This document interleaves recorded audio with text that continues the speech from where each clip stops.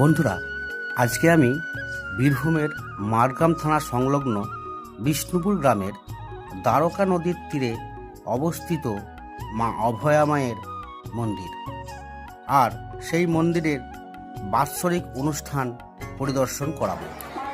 এখানে প্রতি বছর ফাল্গুন মাসের 6 তারিখে শ্রদ্ধাভক্তিপূর্ণভাবে ও আড়ম্বরে মায়ের আরাধনা করে থাকেন গ্রামবাসীরা। উক্ত পুজো উপলক্ষে বসে মেলা, বসে হরিনাম সংকীর্তনের আসর। মনের ইচ্ছা পূরণের জন্য দূর দূরান্ত থেকে ছুটে আসে প্রচুর ভক্তবৃন্দ। হয় মহা উৎসব।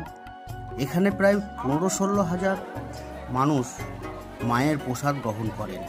এরকম সুন্দর সুন্দর ভিডিও পেতে আমার চ্যানেল মন্দির দর্শনকে লাইক, কমেন্ট ও সাবস্ক্রাইব করে বেল বাটনটি বাজিয়ে দেবেন।